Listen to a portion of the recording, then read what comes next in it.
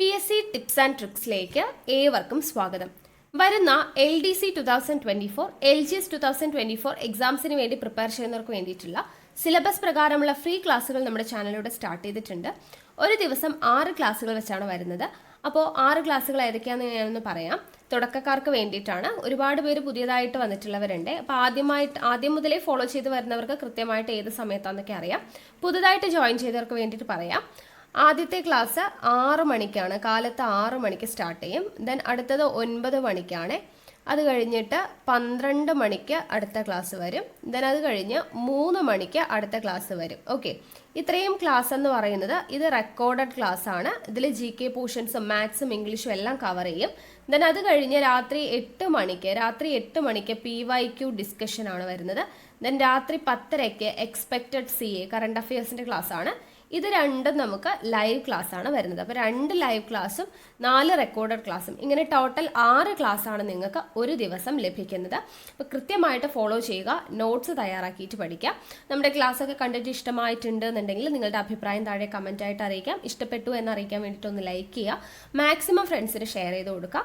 പിന്നെ ക്ലാസ് കേൾക്കാനിരിക്കുമ്പോൾ എപ്പോഴും നോട്ട്സ് തയ്യാറാക്കിയിട്ട് വേണം പഠിക്കാൻ വേണ്ടിയിട്ട്. നോട്ട്ബുക്ക് കയ്യിൽ വേണം, പഠിക്കുക, നോട്ട്സ് തയ്യാറാക്കുക. ഓക്കെ, പിന്നെ നമ്മുടെ ടെലഗ്രാം ചാനലിൽ മസ്റ്റ് ആയിട്ടും ജോയിൻ ചെയ്യണം. കാരണം നിങ്ങൾക്ക് ഓരോ ദിവസവും നൽകുന്ന ക്ലാസ്സുകൾ ഏതൊക്കെയാണെന്നുള്ളതിൻ്റെ ഇൻസ്ട്രക്ഷൻസും പഠിക്കാൻ വേണ്ടിയിട്ടുള്ളതിൻ്റെ PDF-ഉം കാര്യങ്ങളൊക്കെ നമ്മൾ ടെലഗ്രാം വഴിയാണ് കൊടുക്കുന്നത്. സോ ടെലഗ്രാമിൻ്റെ ലിങ്ക് ഞാൻ താഴെ ഡിസ്ക്രിപ്ഷൻ ബോക്സിൽ കൊടുത്തിട്ടുണ്ട്. ജോയിൻ ചെയ്യാത്തവരുണ്ടെങ്കിൽ ജോയിൻ ചെയ്യുക. ഓക്കെ, അപ്പോൾ നമുക്ക് ഇന്നത്തെ ക്ലാസ്സിലോട്ട് കടക്കാം. അപ്പോൾ ആദ്യം തന്നെ നമുക്ക് ഇവിടെ ഒരു കോളത്തിൽ കുറച്ച് കാര്യങ്ങൾ കൊടുത്തിട്ടുണ്ട്. അപ്പോൾ അതിൽ നിന്ന് തന്നെ നമുക്ക് പഠിക്കാൻ വേണ്ടിയിട്ട് കുറച്ച് പോയിന്റ്സ് ഉണ്ട് കേട്ടോ. അപ്പോൾ ഞാനത് മൊത്തം വായിക്കുന്നില്ല. അവിടെ നമുക്ക് പഠിക്കേണ്ടതായിട്ടുള്ള കുറച്ച് പോയിന്റ്സ് ഉണ്ട്, അത് ഞാൻ പറഞ്ഞു തരാം. അതായത് ഇന്ത്യൻ ഉപഭൂഖണ്ഡത്തിൽ 1802 ഈസ്റ്റ് ഇന്ത്യ കമ്പനിയുടെ നേതൃത്വത്തിൽ ആരംഭിച്ച സർവേകൾ ഏതൊക്കെയാണ് എന്നത് ഓർത്തിരിക്കണം. ഏതൊക്കെയാണ്? നികുതി സർവേ,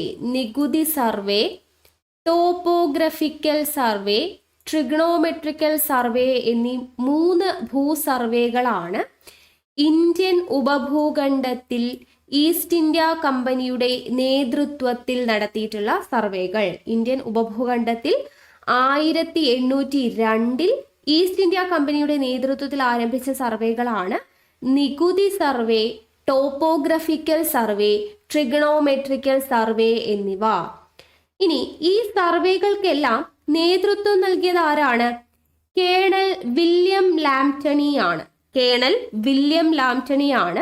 1802 ഈ പറയുന്ന 3 സർവേകൾക്കും നേതൃത്വം നൽകിയത്. ഓക്കെ, 1802 കേണൽ വില്യം ലാംപ്ടണിയാണ് ഈ പറയുന്ന നികുതി survey, topographical survey, trigonometrical survey എന്നീ 3 ഭൂസർവേകൾക്ക് നേതൃത്വം നൽകിയത്. അപ്പോൾ ഈ പോയിന്റ്സ് ഇമ്പോർട്ടൻ്റ് ആണ്.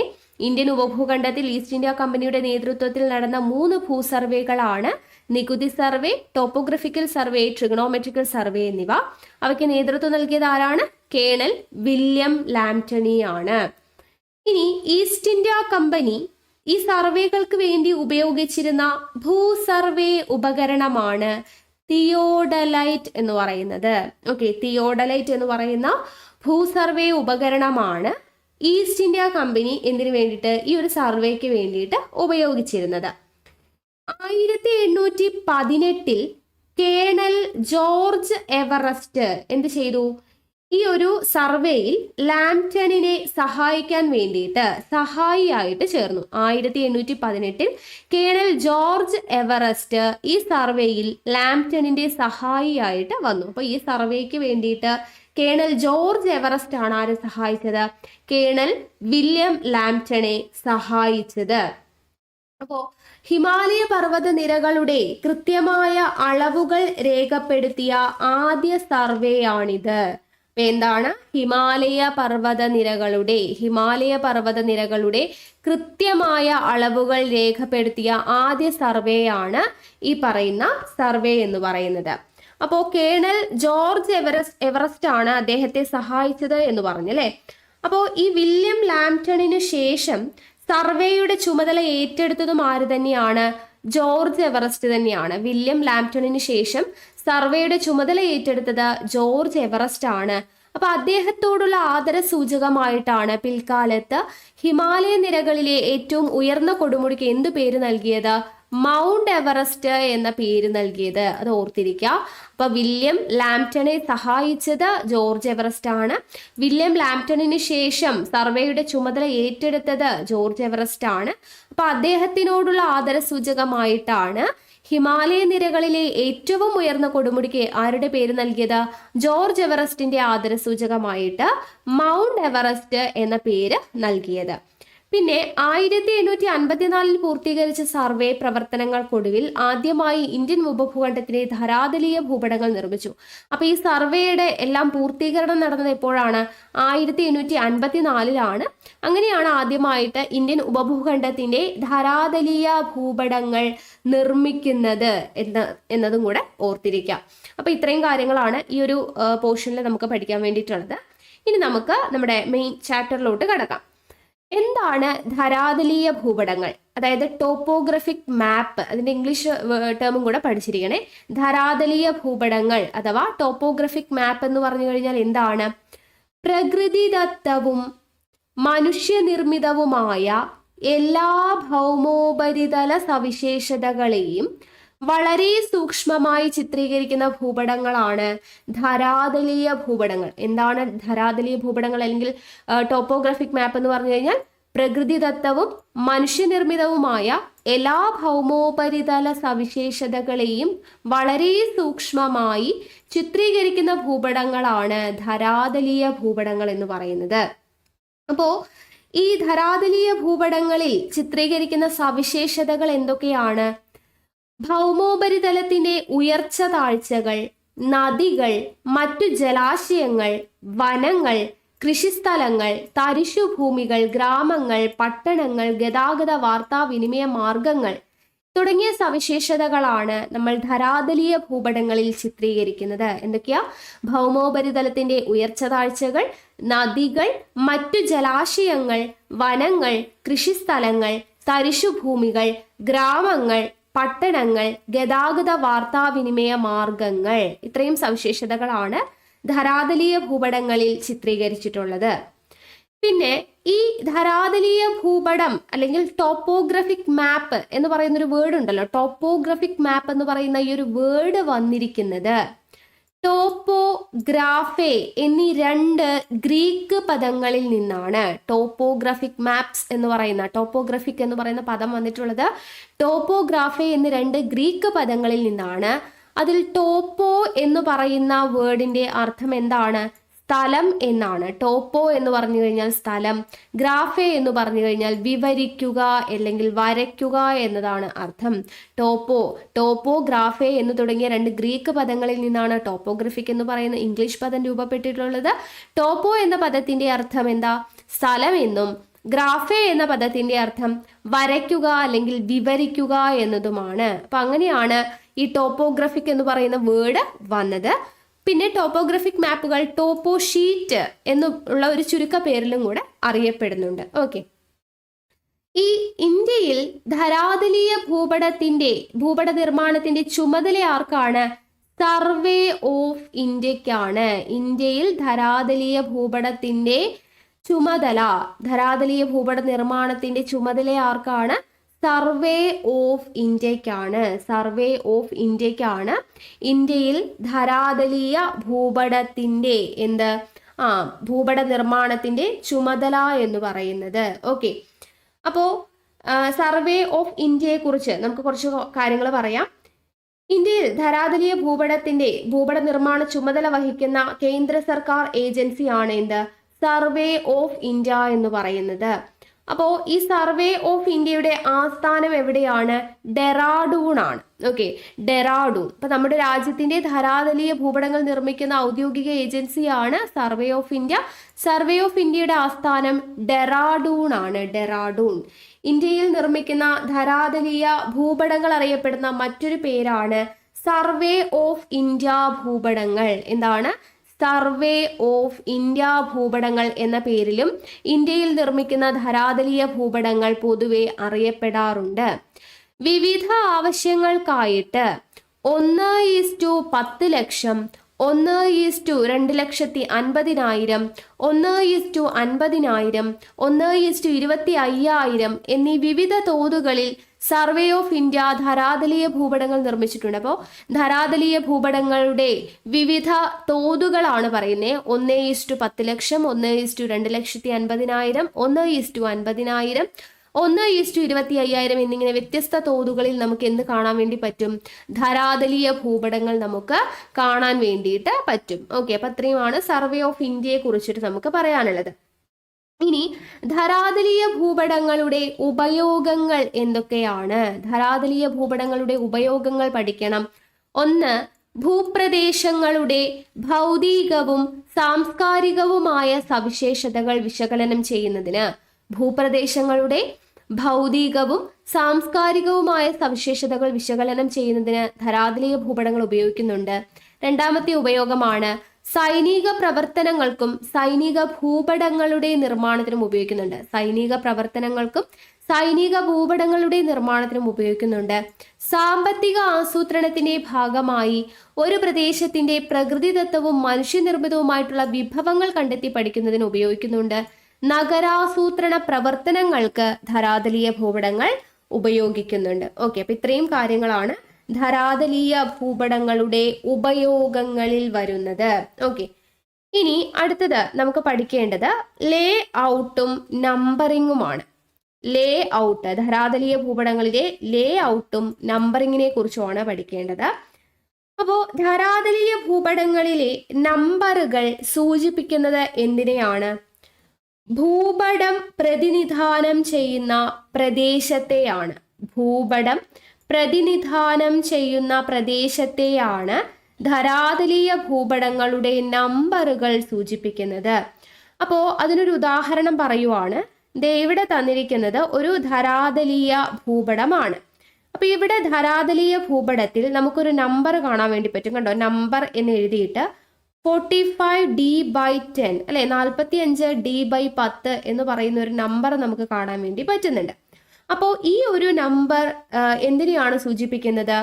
ഈ ഭൂപടം പ്രതിനിധാനം ചെയ്യുന്ന പ്രദേശത്തെ, അതായത് ഗുജറാത്ത്, രാജസ്ഥാൻ എന്ന് പറയുന്ന സംസ്ഥാനങ്ങളിൽ വരുന്ന ചില പ്രദേശങ്ങളെ പ്രതിനിധാനം ചെയ്യുന്ന നമ്പറാണ് 45D/10 എന്ന് പറയുന്നത്. മനസ്സിലായോ? അപ്പോൾ ഈ ഒരു നമ്പർ, ധരാതലീയ ഭൂപടങ്ങളിലെ നമ്പർ സൂചിപ്പിക്കുന്നത് അത് ആ ഭൂപടം ഏത് പ്രദേശത്തെയാണ് പ്രതിനിധാനം ചെയ്യുന്നത്. ഇപ്പൊ ഇവിടെ 45D/10 എന്ന് പറയുന്ന നമ്പർ ഗുജറാത്ത്, രാജസ്ഥാൻ തുടങ്ങിയ സംസ്ഥാനങ്ങളിലെ പ്രദേശങ്ങളെയാണ് പ്രതിനിധാനം ചെയ്യുന്നത്.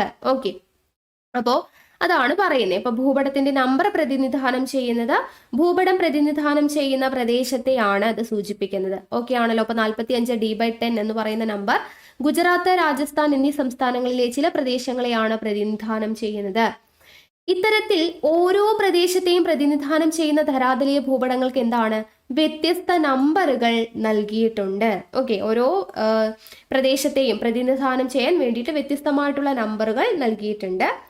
പിന്നെ ഒരേ വലുപ്പത്തിലും ആകൃതിയിലുമുള്ള അനേകം ഷീറ്റുകളിലായി ലോകത്തിലെ മുഴുവൻ പ്രദേശങ്ങളെയും ധരാതലീയ ഭൂപടങ്ങൾ തയ്യാറാക്കിയിട്ടുണ്ട്. ഒരേ വലുപ്പത്തിലും ആകൃതിയിലുമുള്ള അനേകം ഷീറ്റുകളിലായിട്ട് ലോകത്തിലെ മുഴുവൻ പ്രദേശങ്ങളെയും ഇതുപോലെ ധരാതലീയ ഭൂപടങ്ങൾ തയ്യാറാക്കിയിട്ടുണ്ട്. ഓക്കെ, അപ്പൊ അതില് ഭൂമധ്യരേഖ മുതൽ 60° ഉത്തര ദക്ഷിണ അക്ഷാംശങ്ങൾ വരെയുള്ള പ്രദേശങ്ങളുടെ ചിത്രീകരണം 1800 ഷീറ്റുകളിലും. എന്താണ്? ഭൂമധ്യരേഖ മുതൽ 60° ഉത്തര ദക്ഷിണ അക്ഷാംശം, 60° ഉത്തര ദക്ഷിണ അക്ഷാംശം അതുവരെയുള്ള പ്രദേശങ്ങൾ എത്ര ഷീറ്റുകളിലാണ്? 1800 ഷീറ്റുകളിലായിട്ടാണ്. 1800 ഷീറ്റുകളിലായിട്ടാണ് ഭൂപടം നിർമ്മിച്ചിരിക്കുന്നത്. ഇനി ഉത്തര ദക്ഷിണാർദ്ധഗോളങ്ങളിൽ 60° മുതൽ 88° വരെയുള്ള പ്രദേശങ്ങൾ. ഓക്കെ, ഉത്തര ദക്ഷിണാർദ്ധ ഗോളങ്ങളിൽ 60° മുതൽ 88° വരെയുള്ള പ്രദേശങ്ങൾ 420 ഷീറ്റുകളിലും 420 ഷീറ്റുകളിലും ധ്രുവ പ്രദേശങ്ങൾ 2 ഷീറ്റുകളിലുമായിട്ട് മൊത്തം അപ്പൊ എത്ര വരും? ഇപ്പൊ ധരാതലീയ ഭൂപടങ്ങൾ നമ്മൾ പറഞ്ഞു, ലോകത്തെ മുഴുവനും എന്താണ് ഒരേ വലിപ്പത്തിലും ആകൃതിയിലുമുള്ള അനേകം ഷീറ്റുകളിലായിട്ട് ലോകത്തെ മുഴുവൻ പ്രദേശങ്ങളെയും ഭൂപടങ്ങളിൽ രേഖപ്പെടുത്തിയിട്ടുണ്ടെന്ന് പറഞ്ഞു. അപ്പൊ അതിൽ വരുന്നതാണ് എന്ത്? ഭൂമധ്യരേഖ മുതൽ 60 ഡിഗ്രി ഉത്തര ദക്ഷിണ അക്ഷാംശം. അപ്പോ 60 ഡിഗ്രി ഉത്തര ദക്ഷിണ അക്ഷാംശങ്ങൾ വരെയുള്ള ഭൂമധ്യരേഖ മുതൽ 60 ഡിഗ്രി ഉത്തര ദക്ഷിണ അക്ഷാംശം വരെയുള്ളത് എത്ര ഷീറ്റുകളിലാണ്? 1800 ഷീറ്റുകളിലാണ്. ഭൂമധ്യരേഖ മുതൽ 60 ഡിഗ്രി ഉത്തര അക്ഷാംശം വരുന്നതാണ് 1800. പിന്നെ അത് കഴിഞ്ഞ് വരുന്നത് 60 ഉത്തര ദക്ഷിണാർദ്ധ ഗോളങ്ങളിൽ 60 ഡിഗ്രി മുതൽ 88 ഡിഗ്രി വരെ അടയാളപ്പെടുത്തിയിരിക്കുന്നത് എത്രയാണ്?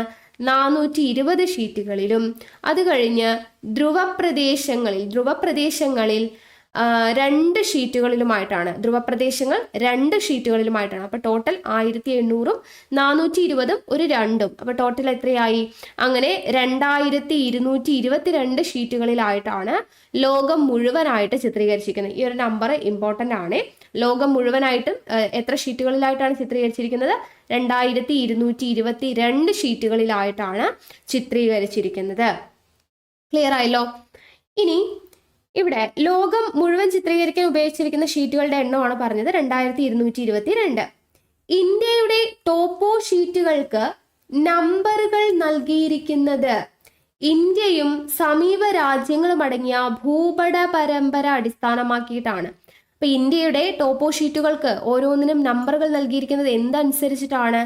ഇന്ത്യയും സമീപ രാജ്യങ്ങളും കൂടെ അടങ്ങിയിട്ടുള്ള ഭൂപട പരമ്പര, India and adjoining countries map series നോക്കിയിട്ടാണ് ഈ ഇന്ത്യയുടെ ടോപ്പോ ഷീറ്റുകൾക്ക് നമ്പറുകൾ നൽകിയിരിക്കുന്നത് എന്നത് മനസ്സിലാക്കി വെക്കാം. അപ്പോൾ ഈ ഒരു പരമ്പരയിൽ ഉൾപ്പെട്ട ഷീറ്റുകൾ ഓരോന്നും 1:10 ലക്ഷം എന്ന തോതിലായതിനാൽ 1:10 ലക്ഷം എന്ന തോതിലായതിനാൽ ഇവ മില്യൺ ഷീറ്റുകൾ എന്നാണ് അറിയപ്പെടുന്നത്. ഇവ അറിയപ്പെടുന്ന പേരെങ്ങനെയാണ്? മില്യൺ ഷീറ്റുകൾ എന്നാണ് അറിയപ്പെടുന്നത്. ഓക്കെ, അപ്പോൾ മില്യൺ ഷീറ്റുകളുടെ തോത് എന്ന് പറയുന്നത് എത്രയാണ്? 1:10 ലക്ഷം എന്ന് പറയുന്ന തോതിലാണ് മില്യൺ ഷീറ്റുകൾ അറിയപ്പെടുന്നത്. ഓക്കെ, അപ്പൊ ഭൂപട പരമ്പരയിൽ ഉൾപ്പെട്ട ഷീറ്റുകൾ ഓരോന്നും 1:10 ലക്ഷം എന്ന തോതിലാണ് ഭൂപട പരമ്പരയിൽ ഉൾപ്പെട്ടത്. അപ്പൊ അതിനെ മില്യൺ ഷീറ്റുകൾ എന്നാണ് നമ്മൾ പറയുന്നത്. മില്യൺ ഷീറ്റുകൾ, അത് ഇമ്പോർട്ടൻ്റ് ആണ്. അപ്പോൾ ഇവിടെ നോക്കുക,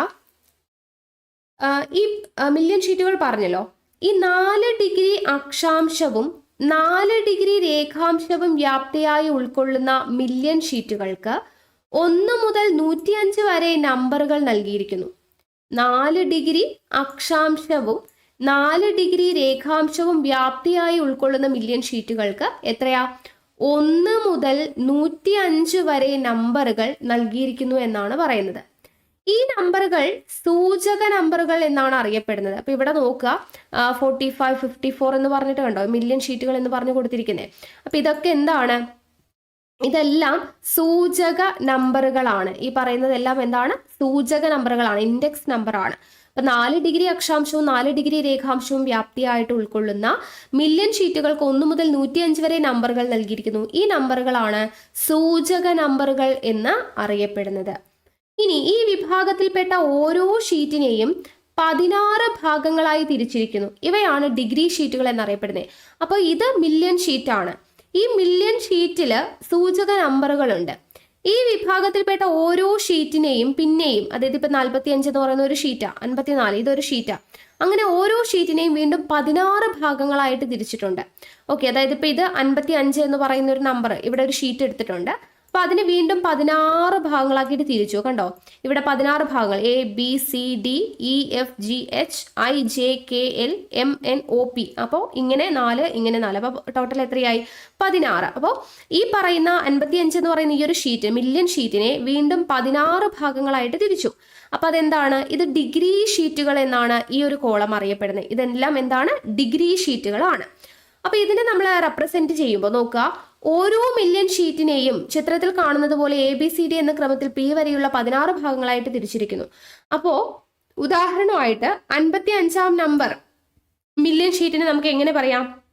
55A, 55B, 55C, 55D, 55E, 55F, അങ്ങനെ 55P വരെ 16 ഭാഗങ്ങളായിട്ട് തിരിച്ചിട്ടുണ്ട്. അതെല്ലാം എന്താണ്? ഡിഗ്രി ഷീറ്റുകൾ എന്നാണ് അറിയപ്പെടുന്നത്. ഇനി 1 ഡിഗ്രി അക്ഷാംശ രേഖാംശ വ്യാപ്തിയുള്ള ഈ ഷീറ്റുകൾ ഓരോന്നും 1:2,50,000 എന്ന തോതിലാണ് നിർമ്മിച്ചിരിക്കുന്നത്. അപ്പൊ മില്യൺ ഷീറ്റ് എന്ന് പറയുന്നത് നമ്മൾ പറഞ്ഞു അല്ലെ. മില്യൺ ഷീറ്റ് എന്ന് പറയുന്നത് എത്രയാണ് തോത്? 1:10 ലക്ഷമാണ് അല്ലെ. 1:10 ലക്ഷം എന്നാണ് പറഞ്ഞത്. 1:10 ലക്ഷം എന്ന് പറയുന്ന തോതിലാണ് മില്യൺ ഷീറ്റുകൾ എന്ത് ചെയ്തിരിക്കുന്നത്? അത് നിർമ്മിച്ചിരിക്കുന്നത്. ഇനി ഡിഗ്രി ഷീറ്റുകൾ എത്രയാണെന്നാണ് പറയുന്നത്? 1:2,50,000. 1:2,50,000 എന്ന് പറയുന്ന തോതിലാണ് ഡിഗ്രി ഷീറ്റുകൾ ഇവിടെ ചെയ്തിരിക്കുന്നത്. ഈ ഡിഗ്രി ഷീറ്റുകൾ ഓരോന്നും തുല്യ അളവിലുള്ള വീണ്ടും 16 ഷീറ്റുകളായിട്ട് തിരിച്ചിരിക്കുന്നു. ഈ ഡിഗ്രി ഷീറ്റുകളെ വീണ്ടും 16 തിരിച്ചു. ഇപ്പൊ ഡി എന്ന് പറയുന്ന ഒരു ഷീറ്റ് എടുത്തു കഴിഞ്ഞാൽ അതിനെ 16 തിരിച്ചു. 1, 2, 3, 4 തുടങ്ങി 16 വരെ തിരിച്ചു. അപ്പൊ ഇതെങ്ങനെയാണ് നമ്മൾ എഴുതുക? ഈ ഡിഗ്രി ഷീറ്റുകളെ 15 മിനിറ്റ് അക്ഷാംശ രേഖാംശ വ്യാപ്തിയിൽ 16 ഭാഗങ്ങളായി തിരിച്ചു. എന്നിട്ട് ഇവിടെ 1, 2, 3 എന്ന് പറയുന്ന പേരുകൾ നൽകിയിട്ടുണ്ട് അല്ലെ. അപ്പോൾ നമ്മൾ നേരത്തെ പറഞ്ഞു 55 എന്ന് പറയുന്നത് ഇതെന്താണ്? ഇത് മില്യൺ ഷീറ്റ് ആണ്. ഓക്കെ, അപ്പൊ നമുക്കിവിടെ എഴുതി നോക്കുവാണെങ്കിൽ ഇവിടെ 55 എന്ന് പറയുന്ന മില്യൺ ഷീറ്റ് ആണ്. അപ്പൊ 55 എന്ന് നമ്മൾ എഴുതി. ഇനി അതിനെ ഡിവൈഡ് ചെയ്ത് ഡിഗ്രി ഷീറ്റ് ആക്കി മാറ്റി. അപ്പൊ ഇവിടെ 55 എന്ന് പറയുന്ന മില്യൺ ഷീറ്റിനെ ഡിഗ്രി ആക്കിയതിൽ ഞാൻ ഡി ആണ് സെലക്ട് ചെയ്യുന്നതെങ്കിൽ ഇവിടെ 55D ആ ഡിഗ്രി ഷീറ്റ് നമ്മളിവിടെ എഴുതി. ഇനി എഗെയിൻ ആ ഡിഗ്രി ഷീറ്റിനെ എന്ത് ചെയ്യുന്നുണ്ട്? വീണ്ടും 16 ഭാഗിച്ചു. അതിലിപ്പോൾ നമ്മൾ 3, 1, 2, 3 എന്നുള്ള രീതിയിലാണ് എഴുതി പോകുന്നത്. അപ്പൊ 3 ആണ് നമ്മൾ എടുക്കുന്നത് എങ്കിൽ അവിടെ D/3 എന്ന് നമ്മൾ എഴുതും. ഓക്കെ, അപ്പൊ ഈ ഒരു രീതിയിലാണ് നമ്മൾ എഴുതുന്നത്. ഓക്കെ, അപ്പൊ ഇവിടെ കാണുന്ന 55D/1, 55D/2, 55D/3 ഇങ്ങനെ 55D/16 വരെ നമ്പർ നൽകിയിരിക്കുന്ന ഈ ഷീറ്റുകൾ, ഇത് ഡിഗ്രി ഷീറ്റ് ആണ്. ഇത് എത്രയാണ് തോതെന്ന് പറയുന്നത്? 1:50,000 എന്ന തോതിലാണ് ഇവിടെ നിർമ്മിച്ചിരിക്കുന്നത്. 1:50,000 എന്ന തോതിലാണ് നിർമ്മിച്ചിരിക്കുന്നത്. കിട്ടിയല്ലോ. അപ്പൊ ഇത് മനസ്സിലാക്കിയെടുക്കാൻ കുറച്ച് ബുദ്ധിമുട്ടാണ്, എങ്കിലും നമുക്ക് പഠിച്ചേ പറ്റത്തുള്ളൂ. അപ്പൊ മില്യൺ ഷീറ്റ് എന്ന് പറയുമ്പോൾ 1:10 ലക്ഷം എന്ന തോതിലാണ് നിർമ്മിച്ചിരിക്കുന്നത്. ആ മില്യൺ ഷീറ്റിനെ നമുക്ക് എന്ത് ചെയ്യാം? വീണ്ടും 16 ഭാഗങ്ങളായിട്ട് തിരിച്ചു. അതിനെ നമ്മൾ ഡിഗ്രി ഷീറ്റ് എന്നാ പറയുന്നത്. അപ്പൊ ആ ഡിഗ്രി ഷീറ്റുകൾ എന്ന് പറയുന്നത് എത്ര തോതിലാണ്? 1:2,50,000. എഗെയിൻ ആ ഡിഗ്രി ഷീറ്റുകളെ വീണ്ടും 16 ഭാഗങ്ങളാക്കി, അതും ഡിഗ്രി ഷീറ്റുകളാ. അതിനെ നമുക്ക് 1:50,000 എന്ന് പറയുന്ന തോതിലാണ് നിർമ്മിച്ചിരിക്കുന്നത്. ക്ലിയർ ആയല്ലോ? ഓക്കെ, അപ്പോ ഇത്രയും കാര്യങ്ങൾ മനസ്സിലായെന്ന് വിശ്വസിക്കുന്നു. ഇനി നമുക്ക് പഠിക്കേണ്ടത് അംഗീകൃത അടയാളങ്ങളും ചിഹ്നങ്ങളുമാണ് പഠിക്കേണ്ടത് കേട്ടോ. അംഗീകൃത അടയാളങ്ങളും ചിഹ്നങ്ങളും. അപ്പൊ അവിടെ നമുക്ക് ആദ്യം നിറങ്ങൾ പഠിക്കാം. ഓക്കെ, നിറങ്ങൾ ആദ്യം പഠിക്കാം. അംഗീകൃത നിറങ്ങളും ചിഹ്നങ്ങളും ഒക്കെയാണ് പഠിക്കാനുള്ളത്. ആദ്യം നമുക്ക് അംഗീകൃത നിറങ്ങൾ പഠിക്കാം. ഇവിടെ അക്ഷാംശ രേഖകൾ, വരണ്ട ജലാശയങ്ങൾ, റെയിൽവേ പാത, ടെലിഫോൺ, ടെലിഗ്രാഫ് ലൈനുകൾ, അതിർത്തി രേഖകൾ, ഇത്രയും ഭൂസവിശേഷതകളുണ്ട്. ഇതിനെ റെപ്രസെന്റ് ചെയ്യാൻ വേണ്ടി യൂസ് ചെയ്യുന്ന നിറം എന്ന് പറയുന്നത് ഏതാണ്? കറുപ്പ് നിറമാണ്. ഏതാണ്? കറുപ്പ് നിറമാണ്. അക്ഷാംശ രേഖാംശ രേഖകൾ, വരണ്ട ജലാശയങ്ങൾ, റെയിൽ പാത, ടെലിഫോൺ, ടെലിഗ്രാഫ് ലൈനുകൾ, അതിർത്തി രേഖകൾ എന്നിവയെ കാണിക്കാൻ വേണ്ടി ഉപയോഗിക്കുന്ന നിറം കറുപ്പ് നിറമാണ്. അടുത്ത നോക്കിയേ, സമുദ്രങ്ങൾ, നദികൾ, കുളങ്ങൾ, കിണറുകൾ, കുഴൽ കിണറുകൾ, എപ്പോഴും ജലസാന്നിധ്യമുള്ള ജലാശയങ്ങൾ. അപ്പൊ ജലാശയങ്ങൾ എന്ന് പറയുമ്പോൾ തന്നെ നമുക്കറിയാം ഏത് നിറമായിരിക്കും? നീല നിറമാണ് ഇവിടെ ഉപയോഗിക്കുന്നത്. നീല നിറം. അടുത്തത് വനങ്ങൾ, പുൽമേടുകൾ, മരങ്ങളും കുറ്റിച്ചെടികളും, ഫലവൃക്ഷത്തോട്ടങ്ങൾ. എന്ത് നിറമായിരിക്കും സസ്യങ്ങൾക്ക് വരുന്നത്? എന്ത് നിറവാ? പച്ച നിറമായിരിക്കും. പച്ച. ഓക്കെ, അടുത്തത് കൃഷിസ്ഥലങ്ങൾ. കൃഷിസ്ഥലങ്ങൾ എന്ന് പറയുമ്പോൾ നമ്മൾ ഓർക്കേണ്ടത് എന്താണ്? നമ്മൾ വയലൊക്കെ കണ്ടിട്ടില്ലേ, വയലിൽ നെല്ലൊക്കെ ഇങ്ങനെ വിളഞ്ഞു നിൽക്കുന്ന സമയത്ത് നെൽക്കതിരൊക്കെ എന്ത് നിറമായിരിക്കും, നല്ല മഞ്ഞ നിറമായിരിക്കും അല്ലേ. അപ്പൊ ആ മഞ്ഞനെ ഓർത്താൽ മതി. അപ്പൊ മഞ്ഞ നിറമാണ് കൃഷിസ്ഥലങ്ങൾ അടയാളപ്പെടുത്താൻ വേണ്ടി ഉപയോഗിക്കുന്ന നിറം. അപ്പോൾ ഈ ഒരു ചോദ്യം, ഈ കൃഷിസ്ഥലങ്ങൾക്ക് വേണ്ടിയിട്ട് ഉപയോഗിക്കുന്ന നിറം, അത് നമ്മളോട് ചോദിച്ചിട്ടുണ്ട് കേട്ടോ. ലാബ് അസിസ്റ്റന്റ് എക്സാം ട്രിവാൻഡ്രം ജില്ല 2018 ചോദിച്ചിട്ടുള്ള ഒരു ക്വസ്റ്റ്യൻ ആണ്. കൃഷിസ്ഥലങ്ങൾ എന്ന് പറയുന്നതിനെ സൂചിപ്പിക്കാൻ വേണ്ടി ഉപയോഗിക്കുന്ന നിറം ഏതാണ്? മഞ്ഞ നിറമാണ്. അടുത്തത് തരിശുഭൂമിയും പ്രീവിയസ് ചോദിച്ചിട്ടുണ്ട്. തരിശുഭൂമി അടയാളപ്പെടുത്താൻ വേണ്ടി ഉപയോഗിക്കുന്ന നിറമാണ് വെള്ള നിറം. ഓക്കെ, വെള്ള നിറമാണ് ഉപയോഗിക്കുന്നത്. അടുത്തത് പാർപ്പിടങ്ങൾ, റോഡ്, പാതകൾ, ഗ്രിഡ് ലൈനുകൾ, അതായത് ഈസ്റ്റിങ്സും നോർത്തിങ്സും അവയുടെ നമ്പറുകളും ഏതാണ് നിറം? ചുവപ്പ് നിറമാണ് ഉപയോഗിക്കുന്നത്. ഓക്കെ, നോർത്തിങ്സും ഈസ്റ്റിങ്സും അതുപോലെ പാർപ്പിടങ്ങൾ, റോഡ്, പാതകൾ, ഇതിനൊക്കെ നമ്മൾ ചുവപ്പ് നിറമാണ് ഉപയോഗിക്കുന്നത്. അടുത്തത് കോണ്ടൂർ രേഖകളും അവയുടെ നമ്പറുകളും, മണൽക്കൂനകളും മണൽക്കുന്നുകളും, അതിനൊക്കെ വേണ്ടി നമ്മൾ ഉപയോഗിക്കുന്ന നിറം ബ്രൗൺ നിറമാണ്. ബ്രൗൺ കേട്ടോ, ബ്രൗൺ നിറമാണ്, അല്ലെങ്കിൽ തവിട്ട് നിറം എന്നും പറയാം. ബ്രൗൺ അല്ലെങ്കിൽ തവിട്ട് നിറമാണ് നമ്മൾ യൂസ് ചെയ്യുന്നത്. ഓക്കെ ആണല്ലോ. അപ്പൊ ഇത്രയും നിറങ്ങൾ ഇമ്പോർട്ടന്റ് ആണ്. അക്ഷാംശ രേഖാംശ രേഖകൾ, വരണ്ട ജലാശയങ്ങൾ, റെയിൽപാത, ടെലിഫോൺ, ടെലിഗ്രാഫ് ലൈനുകൾ, അതിർത്തി രേഖകൾ എന്നിവയെ അടയാളപ്പെടുത്താൻ വേണ്ടി ഉപയോഗിക്കുന്ന നിറം കറുപ്പ്. സമുദ്രങ്ങൾ, നദികൾ, കുളങ്ങൾ, കിണറുകൾ, കുഴൽക്കിണറുകൾ എന്നിവയ്ക്ക് നീല. വനങ്ങൾ, പുൽമേടുകൾ, മരങ്ങളും കുറ്റിച്ചെടികളും ഫലവൃക്ഷ തോട്ടങ്ങളും അതിനെ പച്ച. കൃഷിസ്ഥലങ്ങൾക്ക് മഞ്ഞ. തരിശുഭൂമി വെള്ള. പാർപ്പിടങ്ങൾ, റോഡുകൾ, പാതകൾ, ഗ്രിഡ് ലൈനുകൾ ചുവപ്പ്. കോണ്ടൂർ രേഖകളും അവയുടെ നമ്പറുകളും മണൽക്കൂനകളും മണൽക്കുന്നുകളും ബ്രൗൺ അല്ലെങ്കിൽ തവിട്ട് നിറമാണ് നമ്മൾ യൂസ് ചെയ്യുന്നത്. ഓക്കെ, ഇനി നമുക്ക് ചിഹ്നങ്ങൾ നോക്കാം. ഭൂപടങ്ങളിൽ അടയാളപ്പെടുത്തുന്ന ചിഹ്നങ്ങൾ നമുക്ക് നോക്കാം. അപ്പൊ അംഗീകൃത ചിഹ്നങ്ങളും അടയാളങ്ങളുമാണ് പറയുന്നത്. ആദ്യം കാണിച്ചിരിക്കുന്നത് റോഡ് നമ്മളിപ്പോൾ പഠിച്ചു അല്ലേ. റോഡിന് എന്ത് നിറമാണ് നമ്മൾ കൊടുക്കുന്നത്? ചുവപ്പ് നിറമാണെന്ന് പഠിച്ചു. റോഡിന് നമ്മൾ കൊടുക്കുന്ന നിറം ചുവപ്പാണ്. അപ്പൊ ചുവപ്പ് നിറമാണെങ്കിൽ അത് റോഡാണെന്ന് നമുക്ക് മനസ്സിലായി. അപ്പൊ ആ റോഡിൽ തന്നെ ഓരോന്നും, ഇവിടെ ആദ്യം 2 ഡബിൾ ലൈൻ നമുക്ക് കാണുന്നുണ്ട് അല്ലെ. അങ്ങനെ 2 ലൈനായിട്ട് ഡബിൾ ലൈനായിട്ട് കാണുന്നതാണെങ്കിൽ അത് ടാർ ചെയ്ത റോഡാണ്. ദെൻ അടുത്തത് ഡബിൾ ലൈന് തന്നെ ഇങ്ങനെ നമ്മൾ ഒരു ഈക്വൽ സൈൻ പോലെ ഇങ്ങനെ ഇടവിട്ടിട്ടാണ് വരുന്നതെങ്കിൽ അത് ടാർ ചെയ്യാത്ത റോഡാണ്. ദെൻ ഇങ്ങനെ ഡോട്ടായിട്ട് വരുന്നതാണെങ്കിൽ അത് നടപ്പാതയാണ്. പിന്നെ ഒരൊറ്റ ലൈൻ സ്ട്രൈറ്റ് ലൈൻ ആണെങ്കിൽ അത് കാർ ട്രാക്ക് ആണ്, വണ്ടിപ്പാതയാണ്. പിന്നെ പാലവും റോഡും കാണിക്കാൻ വേണ്ടിയിട്ട് ഈ ആദ്യത്തെ ഡബിൾ ലൈൻ ഉണ്ടല്ലോ, ടാർ ചെയ്ത റോഡ്, ആ ഡബിൾ ലൈനിന്റെ മുകളിലായിട്ട് ഒരു തോണിയുടെ പോലെ കണ്ടോ, 2 സൈഡിലോട്ടും ഇങ്ങനെ ഒരു ചിഹ്നം, അത് പാലമാണെന്ന് വിചാരിക്കുക. ഓക്കെ, അപ്പൊ പാലവും റോഡും വരുമ്പോൾ 2 ലൈൻ വരും, അതിന്റെ മുകളിൽ ഒരു തോണി പോലെയുള്ള ചിഹ്നം. ഓക്കെ, ഈ ചിഹ്നങ്ങളൊക്കെ ഓർത്തിരിക്കണം കേട്ടോ, ഞാൻ ജസ്റ്റ് ഇങ്ങനെ പറയുന്നു എന്നേ ഉള്ളൂ, നിങ്ങൾക്ക് കാണുന്നുണ്ടല്ലോ. അപ്പൊ ടാർ ചെയ്ത റോഡാണിത്. അടുത്തത് ടാർ ചെയ്യാത്ത റോഡാണ്. ദെൻ ഡോട്ടഡ് ആയിട്ടുള്ളത് നടപ്പാത, ഒറ്റ സ്ട്രൈറ്റ് ലൈൻ ആണെങ്കിൽ വണ്ടിപ്പാത, മേലൊരു തോണി പോലെ ഉണ്ടെങ്കിൽ അത് പാലവും റോഡും ആണ്. ഓക്കെ, അപ്പൊ ആ റോഡിന്റെ കാര്യം കഴിഞ്ഞു. ഇനി അടുത്തത് അതിർത്തി എന്ന് പറയുമ്പോൾ നമുക്കറിയാം ഏതാണ് നിറം? കറുപ്പ് നിറമാണ് നമ്മൾ ഉപയോഗിക്കുന്നത്. അല്ലെ, അതിർത്തിക്ക് കറുപ്പ് നിറമാണ്. അപ്പൊ കറുപ്പിൽ തന്നെ ഒരു ലൈൻ ഒരു ഡോട്ട്, ആ ഒരു രീതിയിൽ നല്ല ഡാർക്ക് ആയിട്ട് ബോൾഡ് ആയിട്ടുള്ള ലൈൻസും ഡോട്ടും ആണെങ്കിൽ അത് അന്താരാഷ്ട്ര അതിർത്തിയാണ് സൂചിപ്പിക്കുന്നത്. ആ ഒരു ലൈൻ ഡോട്ട് എന്നുള്ളത് തന്നെ കുറച്ച് ബോൾഡ് അല്ലാതെ കുറച്ച് ലൈറ്റ് ആയിട്ടാണെന്നുണ്ടെങ്കിൽ അത് സംസ്ഥാന അതിർത്തിയാണ്. അന്താരാഷ്ട്ര അതിർത്തി ആണെങ്കിൽ നല്ല ബോൾഡ് ആയിരിക്കും. സംസ്ഥാന അതിർത്തി ആകുമ്പോഴത്തേനും കുറച്ചൊന്ന് ലൈറ്റായി. ഓക്കെ, ഇനി ജില്ലാ അതിർത്തി ആണെങ്കിലോ അതിനിടയിൽ ഡോട്ട് പോയിട്ട് ഇടവിട്ടിട്ട് ലൈൻസ് മാത്രമായിട്ട് മാറി. ഇനി താലൂക്ക് അതിർത്തി ആകുമ്പോഴത്തേനും കുറച്ചുകൂടി ചെറുതായില്ലേ, ജില്ലേനെക്കാളും താലൂക്ക് എന്ന് പറയുമ്പോൾ കുറച്ചുകൂടി ചെറുതായി. അപ്പൊ ചെറിയ ഇടവിട്ടിട്ടുള്ള ഇങ്ങനെ ലൈൻസ് ആണെങ്കിൽ അത് താലൂക്ക് അതിർത്തി. ഓക്കെ, അപ്പൊ അന്താരാഷ്ട്ര അതിർത്തി എന്ന് പറയുമ്പോൾ ബോൾഡ് ആയിട്ടുള്ള ലൈനും ഡോട്ടും, സംസ്ഥാന അതിർത്തി എന്ന് പറയുമ്പോൾ കുറച്ചുകൂടി ലൈറ്റ് ആയിട്ടുള്ള ലൈനും ഡോട്ടും, ജില്ലാ അതിർത്തി എന്ന് പറയുമ്പോൾ ലൈൻസ് മാത്രം, ദെൻ താലൂക്ക് അതിർത്തി എന്ന് പറയുമ്പോൾ കുറച്ചുകൂടി ചെറിയ ലൈനായിട്ട് വരും. ഓക്കെ, അടുത്തത് റെയിൽവേനെ സൂചിപ്പിക്കാൻ വേണ്ടി നമ്മൾ യൂസ് ചെയ്യുന്നത് ഇവിടെ കറുപ്പ് നിറം നമ്മൾ യൂസ് ചെയ്യുന്നുണ്ട്. അപ്പൊ ഇവിടെ റെയിൽപാതയെ സൂചിപ്പിക്കാൻ വേണ്ടിയിട്ടുള്ളതാണ് ഇത്. നമുക്ക് ചിത്രം കാണുമ്പോൾ തന്നെ അറിയാം അല്ലെ, റെയിൽപാത ബ്രോഡ് ഗേജ്. ഇനി റെയിൽപാതയും റെയിൽവേ സ്റ്റേഷനും ഉണ്ടെങ്കിലോ, അപ്പൊ റെയിൽപാതയും ഉണ്ടാവും. റെയിൽപാതയെ സൂചിപ്പിക്കാൻ വേണ്ടിയിട്ട് ഈ ഒരു ചിഹ്നം, അതിന്റെ മുകളിൽ സ്റ്റേഷനും കൂടെ വേണം. അപ്പൊ റെയിൽവേ സ്റ്റേഷൻ എന്നുള്ളതിന് വേണ്ടിയിട്ട് ഒരു RS എന്ന് എഴുതിയിട്ടുള്ള ഒരു ബോക്സും കൂടെ അവിടെ ഉണ്ടായിരിക്കും. അപ്പൊ റെയിൽപാതയുമായി റെയിൽവേ സ്റ്റേഷനുമായി. ഓക്കെ, അടുത്തത് റെയിൽപാത മീറ്റർ ഗേജ് ആണ്. ബ്രോഡ് ഗേജ് ആണെങ്കിൽ ഇങ്ങനെയാണ്. മീറ്റർ ഗേജ് ആകുമ്പോഴത്തേനോ 2 ഡബിൾ ലൈൻ വരച്ചിട്ട് അതിന്റെ മുകളിലായിട്ട് ഇങ്ങനെ ലൈൻസ് താഴേക്കും ഇങ്ങനെ വെർട്ടിക്കലി ഇങ്ങനെ വരച്ചിട്ടുണ്ടെങ്കിൽ അതിന് റെയിൽപാത മീറ്റർ ഗേജ്.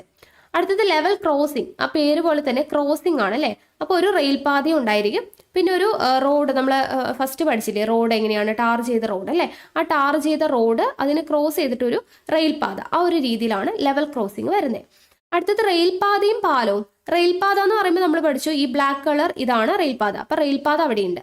പിന്നെ പാലം നമ്മൾ പഠിച്ചപ്പോൾ ഇവിടെ കണ്ടോ ഒരു തോണി പോലെ കണ്ടില്ലേ. അപ്പൊ റെയിൽപാതയും പാലവും എന്ന് പറയുമ്പോൾ റെയിൽപാതയുടെ ഈ ഒരു ചിഹ്നവും വേണം, പാലത്തിന്റെ ഈ ഒരു തോണിയും വേണം. അപ്പൊ രണ്ടും കൂടെ മിക്സ് ചെയ്യുമ്പോൾ എന്താ, റെയിൽപാതയും പാലവും കിട്ടി. ഓക്കെ. അടുത്തത് ജലാശയങ്ങൾ. ജലാശയങ്ങൾ അടയാളപ്പെടുത്താൻ നമ്മൾ ഉപയോഗിക്കുന്ന നിറം എന്താണ്, ബ്ലൂ ആണ് അല്ലെ, നീല നിറമാണ്. അപ്പൊ ആ നീല നിറത്തിൽ തന്നെ ഇങ്ങനെ ഈ ഒഴുകുന്നത് എന്താണ്, ഇത് അരുവിയാണ് സൂചിപ്പിക്കുന്നത്. അടുത്തത് ഈ അരുവിനൊക്കെ തന്നെ കുറച്ചുകൂടെ ബ്രോഡായിട്ട് വരച്ചിട്ട് അതിങ്ങനെ രണ്ട് ശാഖകളായിട്ട് ഇങ്ങനെ പിരിയുന്ന കണ്ടോ, അതാണെങ്കിൽ അത് നദിയാണ്. ഇനി വേലിയേറ്റ സ്വാധീനമുള്ള നദിക്ക് ചിത്രം എങ്ങനെയാണ്, ഈ കാണുന്നതാണ് വേലിയേറ്റ സ്വാധീനമുള്ള നദി. അടുത്തത് ഒരു പ്ലസ് സൈൻ ഉണ്ടെങ്കിൽ അത് നീരുറവയാണ്, ഒരു സർക്കിൾ ആണെങ്കിൽ അത് കിണറാണ്, ഒരു ട്രയാങ്കിൾ ആണെങ്കിൽ അത് കുഴൽ കിണറാണ്. ഈ ഒരു രീതിയിലാണ് ജലാശയങ്ങൾ വരുന്നത്. അടുത്തത് സസ്യജാലങ്ങളാണ്. സസ്യജാലങ്ങൾ എന്ന് പറയുമ്പോൾ നമുക്കറിയാം ഗ്രീൻ കളർ അല്ലേ, പച്ച നിറമാണ് നമ്മൾ ഉപയോഗിക്കുന്നത്. അപ്പൊ അതിൽ ഈ കാണുന്ന നമ്മൾ സാധാരണ ഒരു ചിത്രമൊക്കെ വരയ്ക്കുന്ന സമയത്ത് പുൽവർഗ്ഗങ്ങളെ എങ്ങനെയാണ് അടയാളപ്പെടുത്തുക, ആ ഒരു രീതിയിൽ തന്നെയാണ് പുൽവർഗ്ഗങ്ങൾ കൊടുത്തിട്ടുള്ളത്. ദെൻ നമ്മൾ ചിത്രം വരയ്ക്കുമ്പോഴുള്ള നമ്മുടെ പന അല്ലെ, അതുപോലെ തന്നെയാണ് പനകൾ. ദെൻ അടുത്ത സ്തൂപികാഗ്ര വനങ്ങൾ. ആ സ്തൂപികാഗ്രം ആ ചിത്രം കാണുമ്പോൾ തന്നെ നമുക്കറിയാം. ദെൻ മുളയെ സൂചിപ്പിക്കുന്നത് എങ്ങനെയാണ് കേട്ടോ. അടുത്ത ഇടതൂർന്ന കാട്, അത് നമുക്കറിയാം ഡെൻസ് ഫോറസ്റ്റ് എന്ന് അതിൽ എഴുതി വെച്ചിട്ടുണ്ടായിരിക്കും.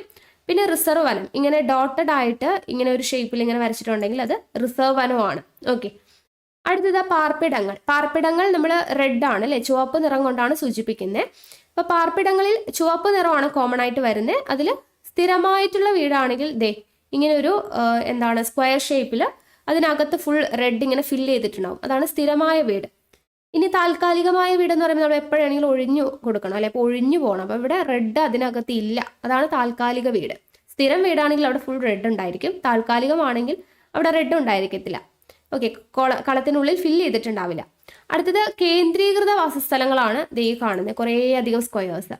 വിസ്തരിത വാസസ്ഥലങ്ങളാണെങ്കിലോ ഈ ഒരു നദി വരച്ചിരിക്കുന്ന പോലെ ഒരു വരച്ചിട്ടുണ്ട്, അതിൻ്റെ ഇടയ്ക്കും തലയ്ക്കൊക്കെ ആയിട്ട് ഇങ്ങനെ ഓരോ വാസസ്ഥലങ്ങൾ കൊടുത്തിട്ടുണ്ട്. അടുത്ത രേഖാകൃതിയിലുള്ള വാസസ്ഥലങ്ങൾ, പേര് പോലെ തന്നെ ഒരു രണ്ട് ലൈൻ, സ്ട്രെയിറ്റ് ലൈൻ ഉണ്ട്, അതായത് റോഡാണ് അല്ലേ. അപ്പോൾ ടാറിട്ട റോഡിൻ്റെ ആ ഒരു ലൈനാണ്, അതിൻ്റെ അപ്പുറം ഇപ്പുറം എന്താണ് കറക്റ്റായിട്ടൊരു ലൈൻ, സ്ട്രൈറ്റ് ലൈൻ വരച്ചതുപോലെ വീടുകൾ ഇങ്ങനെ നിൽക്കുന്നുണ്ട്. ആ ഒരു രീതിയിലാണ് രേഖാകൃതിയിലുള്ള വാസസ്ഥലങ്ങൾ. ഓക്കെ. അടുത്തത് സ്മാരകങ്ങളും കെട്ടിടങ്ങളും. നോക്കുക, അതെല്ലാം റെഡിലാണ് വരുന്നത്, സ്മാരകങ്ങളും കെട്ടിടങ്ങളും. അവിടെ കോട്ട എന്ന് പറയുമ്പോൾ ഈ ഒരു ഷേപ്പിലാണ് കോട്ട. അമ്പലം എന്ന് പറയുമ്പോൾ നമുക്ക് അറിയാം അല്ലെ, ഒരു ഗോപുരമൊക്കെ ആയിട്ടുള്ളതാണ് അമ്പലം. ക്രിസ്ത്യൻ പള്ളി എന്ന് പറയുമ്പോൾ ഇവിടെ ഒരു കുരിശുണ്ട്. മുസ്ലിം പള്ളി ഇതാണ് ഷേപ്പ്. ദെൻ ശവകുടീരം എന്ന് പറയുന്നത് ഇതാണ്. ശവപ്പറമ്പാണെങ്കിൽ ഇങ്ങനെയാണ് ഉണ്ടായിരിക്കുക. ഓക്കെ. പിന്നെ അടുത്തത് വരുന്നത് നോക്കുക, ലൈറ്റ് ഹൗസ് എങ്ങനെയാണ്. ലൈറ്റ് ഹൗസ് നമുക്ക് കാണുമ്പോൾ അറിയുന്നുണ്ട്. ആരോഗ്യ കേന്ദ്രം, അത് ഡിസ്പെൻസറി എന്ന് എഴുതി വെച്ചിട്ടുണ്ടായിരിക്കും. വിമാനത്താവളം, നമുക്ക് വിമാനത്തിന്റെ ചിത്രം ഉണ്ടായിരിക്കും. പോസ്റ്റ് ഓഫീസ് എന്ന് പറയുമ്പോൾ അതിന്റെ short PO. Telegraph office TO. Post telegraph office ആണെങ്കിൽ PTO. പോലീസ് സ്റ്റേഷൻ ആണെങ്കിൽ PS. ഇൻസ്പെക്ഷൻ ബംഗ്ലാവ് ആണെങ്കിൽ IB. റെസ്റ്റ് ഹൗസ് ആണെങ്കിൽ RH. അപ്പോൾ അതിൽ എല്ലാത്തിൻ്റെയും ഷോർട്ടാണ്. അപ്പോൾ ഇത് നമുക്ക് എളുപ്പമാണ് പഠിക്കാൻ, എല്ലാത്തിൻ്റെയും ഷോർട്ട് ഫോം എഴുതിയാൽ മതി. അടുത്തത് ഉയരത്തെ സൂചിപ്പിക്കാൻ വളരെയധികം ഇമ്പോർട്ടൻ്റ് ആണ്. ഉയരത്തെ സൂചിപ്പിക്കാൻ വേണ്ടി ഉപയോഗിക്കുന്നത് ബ്രൗൺ കളറിൽ തവിട്ട് നിറത്തിൽ നമ്മൾ യൂസ് ചെയ്യുന്നത് എന്താണ്, കോണ്ടൂർ രേഖകളാണിത്. അടുത്തത് ഫോം ലൈൻ ആണ് ഇത് കേട്ടോ, form line. Then spot height എന്ന് പറയുമ്പോൾ ഒരു സ്പോട്ട് ഇട്ടിട്ട് അവിടുത്തെ എത്രയാണോ ഹൈറ്റ് അത് അടയാളപ്പെടുത്തിയിട്ടുണ്ടായിരിക്കും. ട്രയാങ്കുലേറ്റഡ് ഹൈറ്റ് എന്ന് പറയുമ്പോൾ ഒരു ട്രയാങ്കിൾ ഇട്ടിട്ട് അവിടെ ഒരു സ്പോട്ട് ഡോട്ട് ഇട്ടിട്ട് പിന്നെ അവിടെ ഹൈറ്റ് എഴുതിയിട്ടുണ്ടായിരിക്കും. ദെൻ ബെഞ്ച് മാർക്ക് എന്ന് പറയുമ്പോൾ BM എന്നുണ്ടാവും. BM എന്ന് പറഞ്ഞാൽ എന്താ, ബെഞ്ച് മാർക്കാണ്. ഓക്കെ. അപ്പോൾ ഇത്രയാണ് അംഗീകൃത അടയാളങ്ങളും ചിഹ്നങ്ങളും, നമ്മൾ നിറങ്ങളും പറഞ്ഞു കഴിഞ്ഞു. ഇനി നമുക്ക് ശ്രദ്ധിക്കേണ്ട ഇമ്പോർട്ടൻ്റ് ആയിട്ടുള്ള പോയിന്റ്സ് ആണ്. ഉയരം ചിത്രീകരിക്കുമ്പോൾ ഇവിടെ നമ്മൾ പറഞ്ഞ കുറേ രേഖകൾ പറഞ്ഞില്ലേ, കോണ്ടൂർ രേഖകൾ, spot height, triangulated height, bench mark, form line. അപ്പോൾ അത് ഓരോന്നും എന്തിനാണ് നമ്മൾ യൂസ് ചെയ്യുന്നതെന്നാണ് ഇവിടെ പറയുന്നത്. ആദ്യത്തേത് കോണ്ടൂർ രേഖകളാണ് കേട്ടോ.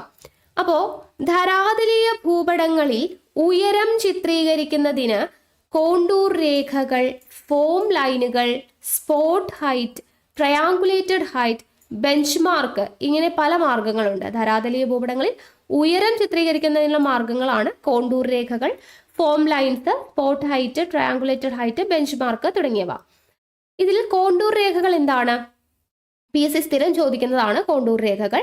സമുദ്രനിരപ്പിൽ നിന്ന് ഒരേ ഉയരമുള്ള സ്ഥലങ്ങളെ തമ്മിൽ യോജിപ്പിച്ച് വരയ്ക്കുന്ന സാങ്കല്പിക രേഖകളാണ് കോണ്ടൂർ രേഖകൾ. സമുദ്രനിരപ്പിൽ നിന്നും ഒരേ ഉയരമുള്ള സ്ഥലങ്ങളെ തമ്മിൽ ബന്ധിപ്പിച്ച് വരയ്ക്കുന്ന സാങ്കല്പിക രേഖകളെയാണ് കോണ്ടൂർ രേഖകൾ എന്ന് പറയാം. ഫോം ലൈൻ എന്താണ്?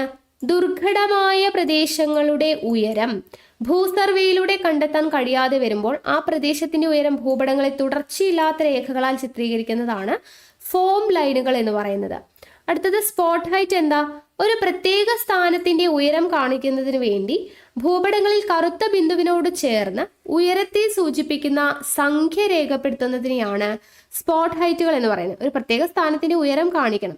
അപ്പൊ അതിന് വേണ്ടിയിട്ട് നമ്മൾ പറഞ്ഞില്ലേ, ഒരു ഡോട്ട് അല്ലെ, ഇവിടെ മുകളിൽ കാണാം, ഒരു ഡോട്ട് ഇട്ടിട്ട് അതിന്റെ അടുത്ത് അതിന്റെ ഹൈറ്റ് എത്രയാന്നുള്ളത്, ഉയരം എത്രയാന്നുള്ളത് വെച്ചിട്ടുണ്ടാവും. അതാണ് സ്പോട്ട് ഹൈറ്റ് എന്ന് പറയുന്നത്. Okay, spot height. ഇനി അടുത്തത് ട്രയാങ്കുലേറ്റഡ് ഹൈറ്റ്. എന്താണ് ട്രയാങ്കുലേറ്റഡ് ഹൈറ്റ്? ട്രിഗണോമെട്രിക്കൽ സർവേയിലൂടെ കണ്ടെത്തിയ സ്ഥലത്തിന്റെ ഉയരം ട്രയാങ്കിൾ എന്ന് പറയുന്ന ഒരു ചിഹ്നത്തോടെ ഭൂപടങ്ങളിൽ രേഖപ്പെടുത്തുന്നതാണ് ട്രയാങ്കുലേറ്റഡ് ഹൈറ്റ്. ബെഞ്ച് മാർക്ക് എന്ന് പറഞ്ഞു കഴിഞ്ഞാൽ ജലസംഭരണികൾ, പ്രധാന കെട്ടിടങ്ങൾ മുതലായവയുടെ ഉയരം BM എന്ന അക്ഷരത്തോടൊപ്പം രേഖപ്പെടുത്തുന്നു. അപ്പൊ നമ്മൾ ഇതെല്ലാം കണ്ടതാണ് അല്ലെ. അപ്പൊ അതിൽ കോണ്ടൂർ രേഖകൾ PSC സ്ഥിരം ചോദിക്കുന്നതാ, നോട്ട് ചെയ്ത് വെച്ചേക്കാം കേട്ടോ. ഇനി അടുത്തത് ഗ്രിഡ് റെഫറൻസിനെ കുറിച്ചാണ് പറയുന്നത് കേട്ടോ. ഓക്കെ, അപ്പോൾ ഗ്രിഡ് റെഫറൻസ് എന്താണ്? ഗ്രിഡ് റെഫറൻസ് നമുക്ക് നോക്കാം.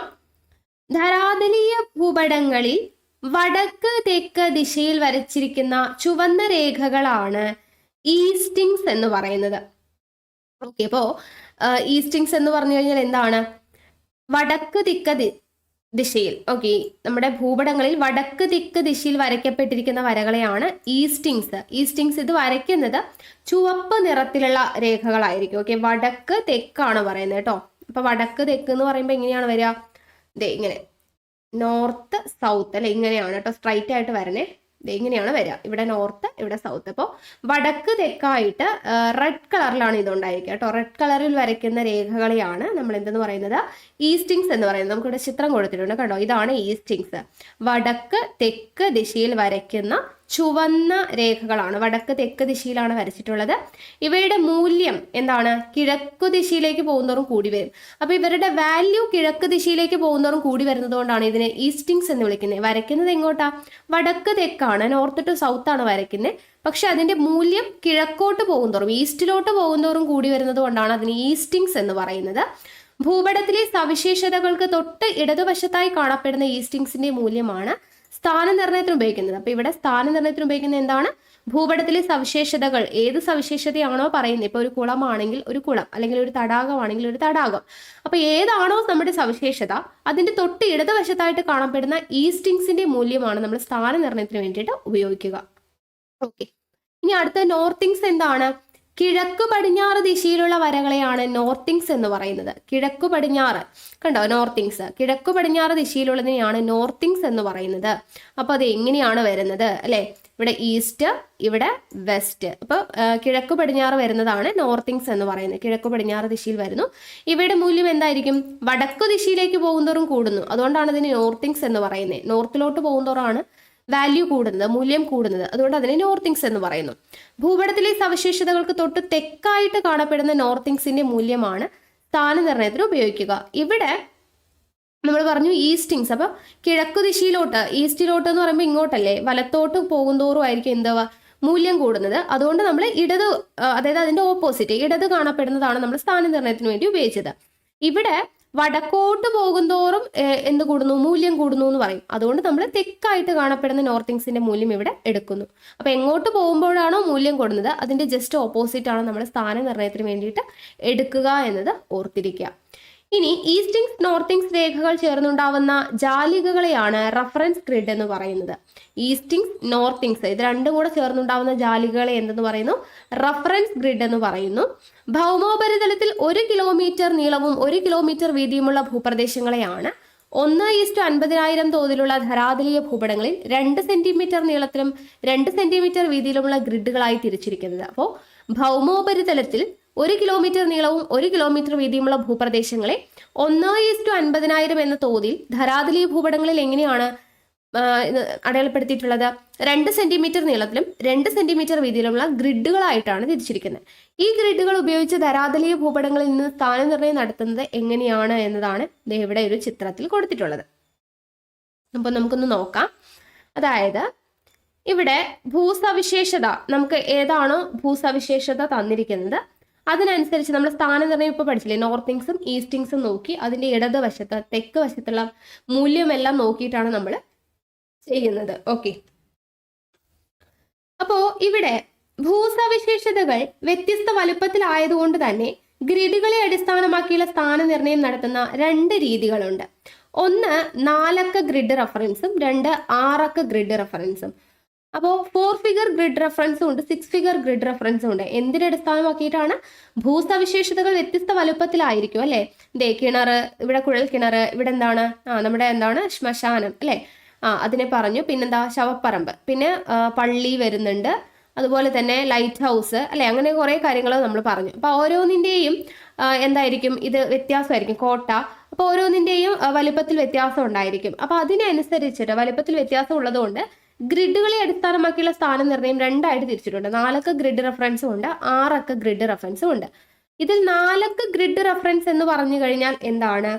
4 അക്ക റെഫറൻസിലൂടെ സ്ഥാനനിർണ്ണയം നടത്തുമ്പോൾ ആദ്യം എഴുതേണ്ടത് ഭൂസവിശേഷതയുടെ തൊട്ട് ഇടതുഭാഗത്തുള്ള ഈസ്റ്റിങ്സിന്റെ മൂല്യമായിരിക്കും. അപ്പോൾ 4 ഫിഗർ ഗ്രിഡ് റെഫറൻസ് ആണ് എന്നുണ്ടെങ്കിൽ, 4 അക്ക ഗ്രിഡ് റെഫറൻസ് ആണ് എന്നുണ്ടെങ്കിൽ നമ്മൾ സ്ഥാനനിർണ്ണയം നടത്തുമ്പോൾ ആദ്യം എഴുതേണ്ടത് എന്താണ്? ഭൂസവിശേഷതയുടെ. ഇപ്പൊ ഇവിടെ എക്സാമ്പിൾ ആയിട്ട് കൊടുത്തിട്ടുള്ളതിൽ ഇതാണ് ഭൂസവിശേഷത എന്ന് പറയുന്നത്. ഇതൊരു തടാകമാണ് കൊടുത്തിരിക്കുന്നത്. അപ്പൊ ഈ തടാകത്തിന്റെ തൊട്ട് ഇടതുഭാഗത്തുള്ള ഈസ്റ്റിങ്സിന്റെ മൂല്യം എത്രയാണ്? ഈസ്റ്റിങ്സിന്റെ മൂല്യം ദേ ഈ കാണുന്ന 52 അല്ലെ, ഇതാണ് ഇടതുവശത്ത് കാണപ്പെടുന്നത് അല്ലെ, ഇവിടെയാണ് കാണപ്പെടുന്നത്. അപ്പൊ ഇതാണ് 52 ആണ് ഇവിടെ മൂല്യം വരുന്നത്. അപ്പോൾ നമുക്ക് തന്നിട്ടുള്ള ഭൂസവിശേഷതയുടെ ഇടതുവശത്ത് കാണപ്പെടുന്ന ഈസ്റ്റിങ്സ് എന്ന് പറഞ്ഞാൽ എന്താണ്? വടക്ക് തെക്ക് അല്ലെ, വടക്ക് തെക്ക് ദിശയിലുള്ള ഇതിനെയാണ് നമ്മൾ ഈസ്റ്റിങ്സ് എന്ന് പറയുന്നത്. അപ്പൊ ഈസ്റ്റിങ്സിന്റെ വാല്യൂ ആണ് നമ്മൾ എടുക്കേണ്ടത്. അതായത് 52 എന്ന് പറയുന്ന വാല്യൂ ആണ് നമ്മൾ ഇവിടെ കൺസിഡർ ചെയ്യേണ്ടത്. ഓക്കെ ആണല്ലോ. ഇനി 4 അക്ക റെഫറൻസിലൂടെ സ്ഥാനനിർണ്ണയം നടത്തുമ്പോൾ രണ്ടാമത് എഴുതേണ്ടത്, ആദ്യം എഴുതേണ്ടത് ഇതാണ്. അപ്പൊ നമ്മൾ 52 എന്ന് എഴുതി, ഈസ്റ്റിങ്സിന്റെ വാല്യൂ അല്ലെ, ഭൂസവിശേഷതയുടെ ഇടതുവശത്ത് വരുന്ന ഈസ്റ്റിങ്സിന്റെ വാല്യൂ 52 എന്നത് എഴുതി. ഇനി 4 അക്ക റെഫറൻസിലൂടെ സ്ഥാനനിർണ്ണയം നടത്തുമ്പോൾ രണ്ടാമത് എഴുതേണ്ടത് എന്താണ്? ഭൂസവിശേഷതയുടെ തൊട്ടു താഴെയുള്ള നോർത്തിങ്സിന്റെ മൂല്യം. തൊട്ട് താഴെയുള്ള നോർത്തിങ്സ് എന്ന് പറഞ്ഞാൽ, നോർത്തിങ്സ് എന്താണ്? നോർത്തിങ്സ് എന്ന് പറഞ്ഞു കഴിഞ്ഞാൽ നമ്മൾ കിഴക്കു പടിഞ്ഞാറ് ദിശയിൽ വരയ്ക്കുന്നത്, അതായത് ഈ ലൈനാണ് നോർത്തിങ്സ് എന്ന് പറയുന്നത് അല്ലെ, ഈ കാണുന്ന ലൈനാണ്. അപ്പൊ ഇവിടുത്തെ വാല്യൂ എത്രയാണ്? 18 ആണ് അല്ലെ, 18. അപ്പൊ നോർത്തിങ്സിന്റെ മൂല്യം 18 എന്ന് പറയുന്നത് കിട്ടി. അപ്പൊ 52 18. ഓക്കെ, അപ്പൊ ഇത് നമ്മൾ ഈസ്റ്റിങ്സിന്റെ മൂല്യത്തോടു കൂടി എന്ത് ചെയ്യണം? ചേർത്തെഴുതുക. അപ്പൊ നമുക്ക് എഴുതുമ്പോൾ 52 18 അത് അങ്ങോട്ട് ചേർത്തെഴുതുക. അപ്പൊ നമ്മുടെ വാല്യൂ എത്രയാണ് കിട്ടുന്നത്? അപ്പൊ തടാകത്തിന്റെ സ്ഥാനം എന്ന് പറയുന്നത് നമ്മൾ 52 18 എന്ന് ആയിരിക്കും എഴുതേണ്ടത്. 52 18 എങ്ങനെയാണ് വന്നത്? 4 അക്ക ഗ്രിഡ് റെഫറൻസ് എന്ന് പറയുമ്പോൾ നമ്മുടെ ഭൂസവിശേഷത ഏതാണോ അതെടുക്കുക.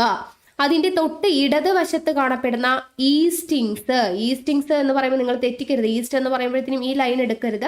ഈസ്റ്റിങ്സ് എന്ന് പറഞ്ഞാൽ വടക്ക് തെക്ക് ദിശയിൽ വരയ്ക്കുന്ന വരകളെയാണ് ഈസ്റ്റിങ്സ് എന്ന് പറയുന്നത്. അതിന്റെ ഈസ്റ്റിങ്സ് എന്ന് പറഞ്ഞ പേര് വന്നത് എന്തുകൊണ്ടാണ്? അത് ഈസ്റ്റിലോട്ട് പോകുന്നതോടാണ് അതിന്റെ വാല്യൂ കൂടി വരുന്നത്, അതുകൊണ്ടാണ്. അപ്പൊ ഇവിടെ 52 എന്ന് പറയുന്ന വാല്യൂ ആണ് നമ്മൾ എടുക്കേണ്ടത് അല്ലെ. സവിശേഷതയുടെ ഇടതുവശത്ത് വരുന്ന ഈസ്റ്റിങ്സിന്റെ വാല്യൂ 52. പിന്നെ രണ്ടാമത് എഴുതേണ്ടത് എന്താണ്?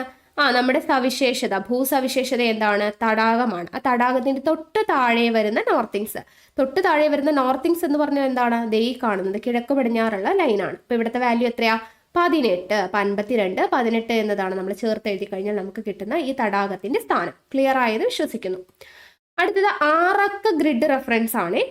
6 അക്ക ഗ്രിഡ് റെഫറൻസ് എന്ന് പറയുമ്പോൾ നമ്മൾ എന്താണ് ചെയ്യേണ്ടത്? താരതമ്യേന വലുപ്പം കുറഞ്ഞ ഭൂസവിശേഷതകൾ സ്ഥാനനിർണ്ണയം നടത്തുവാൻ ഉപയോഗിക്കുന്ന ഗ്രിഡ് റെഫറൻസ് ആണ് 6 അക്ക ഗ്രിഡ് റെഫറൻസ് എന്ന് പറയുന്നത്. താരതമ്യേന വലുപ്പം കുറഞ്ഞ ഭൂസവിശേഷതകളാണ് 6 അക്ക ഗ്രിഡ് റെഫറൻസിലൂടെ സ്ഥാനനിർണ്ണയം നടത്തുന്നത് എന്ന് ഓർത്തിരിക്കുക.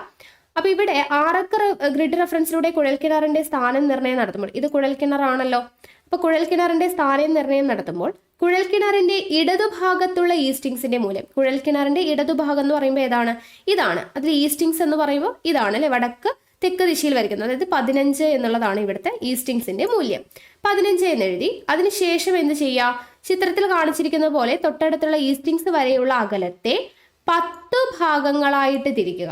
തൊട്ടടുത്തുള്ള ഈസ്റ്റിങ്സ് വരെയുള്ള അകലത്തെ, അതായത് ഇത് 15, അടുത്ത ഈസ്റ്റിങ്സ് എന്ന് പറയുന്നത് ഏതാണ്? 16. അപ്പൊ ഇതുവരെയുള്ള ഈ ഒരു അകലത്തെ 10 ഭാഗങ്ങളായിട്ട് തിരിക്കുക. 1 2 3 4 5 6 7 8 9 10 ഇങ്ങനെ നമ്മൾ 10 ഭാഗങ്ങളായിട്ട് തിരിക്കുക. 10 ഭാഗങ്ങളായി തിരിച്ച് അതിൽ ഏത് ഭാഗത്തിന് നേരെയാണ് കുഴൽക്കിണർ വരുന്നത്? അപ്പൊ ഇങ്ങനെ നമ്മൾ വരയ്ക്കുന്ന സമയത്ത് ഇവിടെ 1 2 3 4 5 ഈ 5ന്റെ നേരിട്ടാണ് നമ്മുടെ കുഴൽക്കിണർ വരുന്നത്. സ്ട്രൈറ്റ് ആയിട്ട് വരയ്ക്കണം കേട്ടോ, ഞാൻ വരയ്ക്കുമ്പോൾ വളഞ്ഞു പോകുന്നുണ്ട്. അപ്പൊ 5ന് നേരിട്ടാണ് നമ്മുടെ കുഴൽക്കിണർ വരുന്നത്. അപ്പോൾ അങ്ങനെയാണ് വരുന്നതെങ്കിൽ ആ ഭാഗത്തിന്റെ മൂല്യം നേരത്തെ കണ്ടെത്തിയ ഈസ്റ്റിങ്സിന്റെ മൂല്യത്തോടൊപ്പം എഴുതുക. അപ്പൊ നമ്മുടെ നേരത്തെ ഈസ്റ്റിങ്സിന്റെ മൂല്യം എത്രയാ? 15. ആ 15 നമ്മളിവിടെ എഴുതി. ഓക്കെ, ആദ്യം കിട്ടിയ 15 എഴുതി. അതിനോടൊപ്പം എന്ത് ചെയ്യുക? ഇവിടെ 1 2 3 4 5ന് നേരിട്ടാണ് കുഴൽക്കിണർ വരുന്നത്. അപ്പൊ ആ 5 നമ്മൾ എഴുതി. അപ്പോൾ ആദ്യം നമ്മൾ ചെയ്യേണ്ടത് ഇവിടെ 6 ഗ്രിഡ് റെഫറൻസ് ഒന്നുകൂടെ പറയാം കേട്ടോ. 4 ഗ്രിഡ് റെഫറൻസിൽ എന്താണ് പറഞ്ഞത്? നമ്മുടെ ഭൂസവിശേഷതയുടെ ഇടതുഭാഗത്തുള്ള ഇതെടുത്തു, ഈസ്റ്റിങ്സ് എടുത്തു. ഈസ്റ്റിങ്സിന്റെ മൂല്യം എഴുതി 52.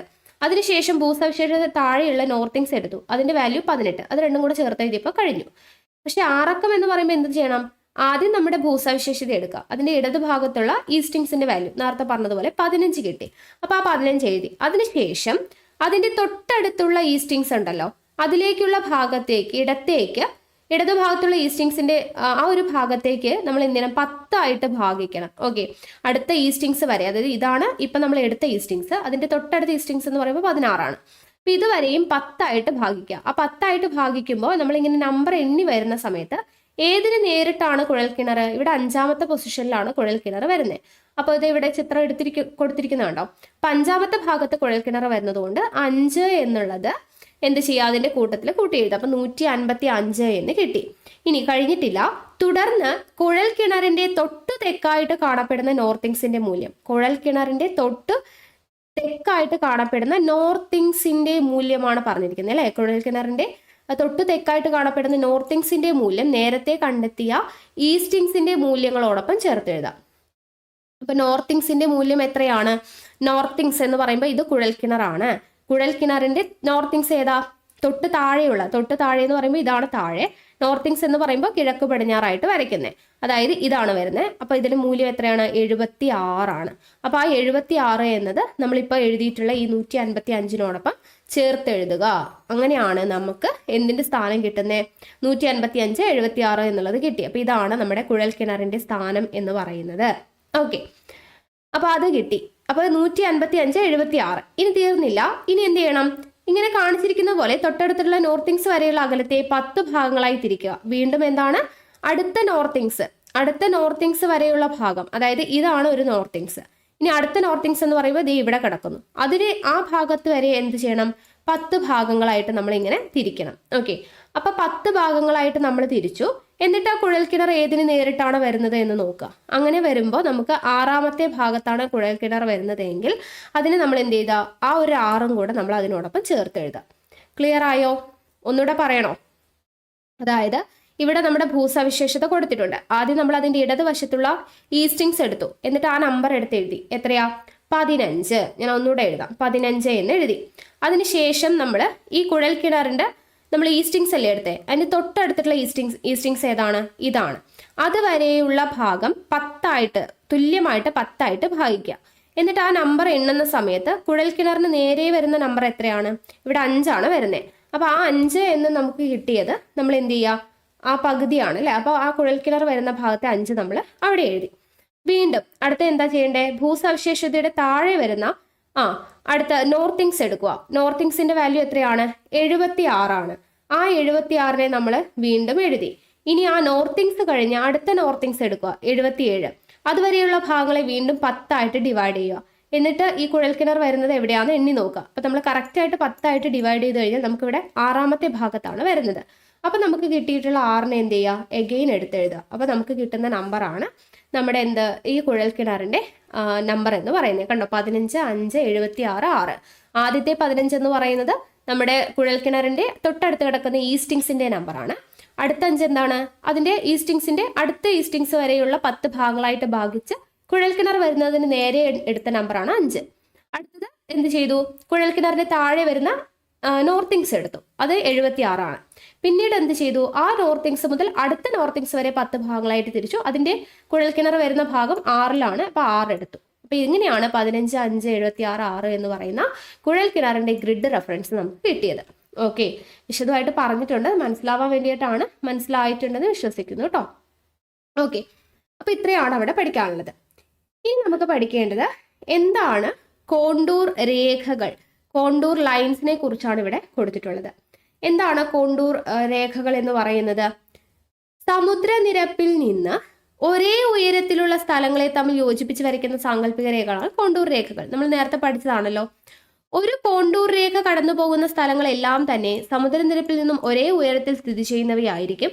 ഓരോ കോണ്ടൂർ രേഖയോടൊപ്പം സമുദ്രനിരപ്പിൽ നിന്നുള്ള അവയുടെ ഉയരവും രേഖപ്പെടുത്തിയിട്ടുണ്ടാവും. ഓരോ കോണ്ടൂർ രേഖകളോടൊപ്പം അവയുടെ ഉയരവും, സമുദ്രനിരപ്പിൽ നിന്നുള്ള അവയുടെ ഉയരവും ഇവിടെ അടയാളപ്പെടുത്തിയിട്ടുണ്ടാവും. കണ്ടോ, ഇവിടെ ചിത്രത്തിൽ കാണുന്നുണ്ടല്ലോ, അതിന്റെ ഉയരവും കൂടെ ഇവിടെ അടയാളപ്പെടുത്തിയിട്ടുണ്ട്. 100 മീറ്റർ, 200 മീറ്റർ, 300 മീറ്റർ എന്ന് പറഞ്ഞ ഉയരവും കൂടെ അവിടെ അടയാളപ്പെടുത്തിയിട്ടുണ്ട്. ഇതിനെയാണ് കോണ്ടൂർ മൂല്യങ്ങൾ എന്ന് പറയുന്നത്.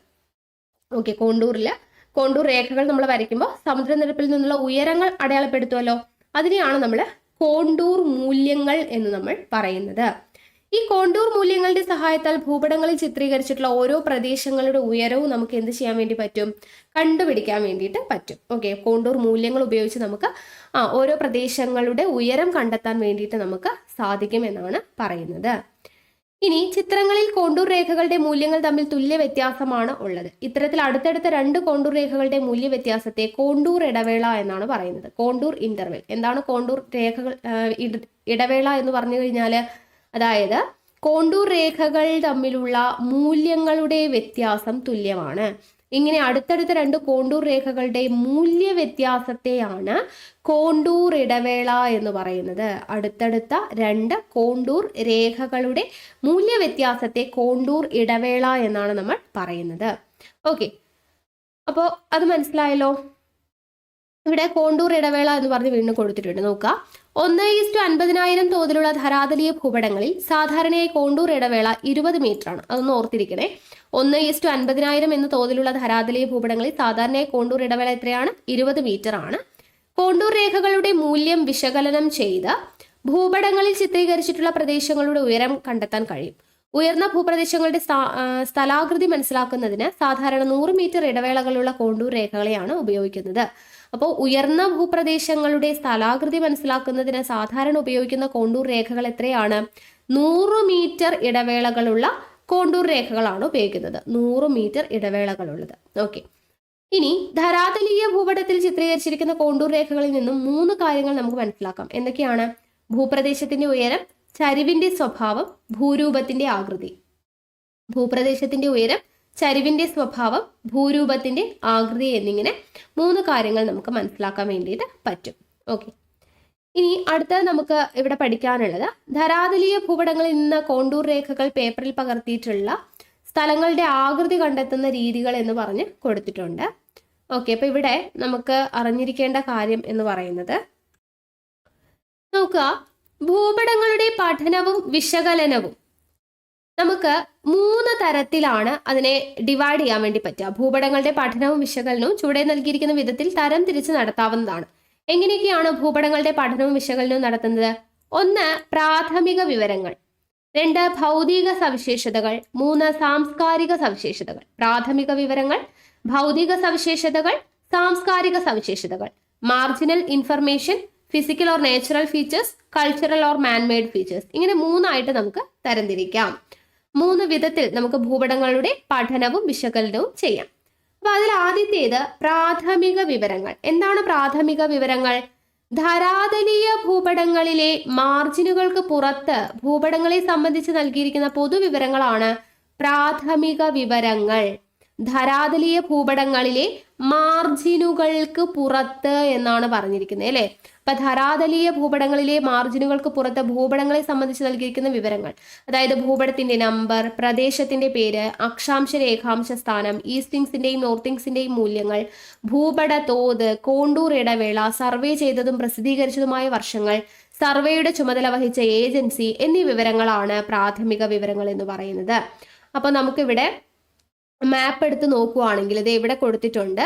അപ്പൊ ഇതൊരു ധരാതലീയ ഭൂപടമാണ്.